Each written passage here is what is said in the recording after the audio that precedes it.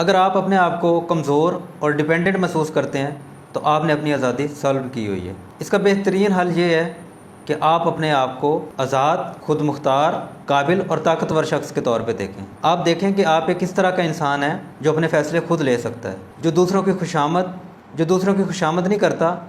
بلکہ اپنے آپ پہ بھروسہ رکھتا ہے، اور کبھی اسے یہ ڈر ستائے کہ وہ اکیلا رہ جائے گا تو وہ اس چیز سے نہیں ڈرتا بلکہ وہ اس چیز کو قبول کرتا ہے، اٹس اوکے، اگر میں اکیلا بھی رہ گیا تو میں یہ کر سکتا ہوں کیونکہ میرے اندر یہ چیزیں ہیں، میرے اندر ایبلٹیز ہیں۔ آزادی ہمیں سکھاتی ہے کہ کس طرح سے ہم نے خود کو آن کرنا ہے، کیسے ہم نے اپنے آپ پہ بھروسہ رکھنا ہے، اور کیسے اپنے آپ کو اوپر اٹھا کے لے کے جانا ہے وہاں تک جہاں ہم نے جانا ہے، کیونکہ ہر انسان کی منزل اپنی اپنی ہے، ہر انسان کی ایفرٹ اپنی اپنی ہے۔ ہو سکتا ہے کہ ایک انسان نے ایک چیز کے اوپر ایفرٹ لگائی ہو اور وہ اس میں اس طرح سے کامیاب نہ ہوا ہو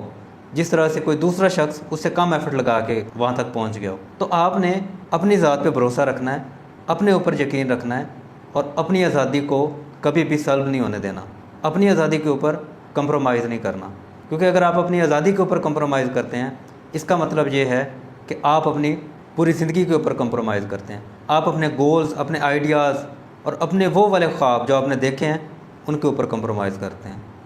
اپنی آزادی کو لے کے آپ کو تھوڑا سا سیلفش ہونا پڑے گا،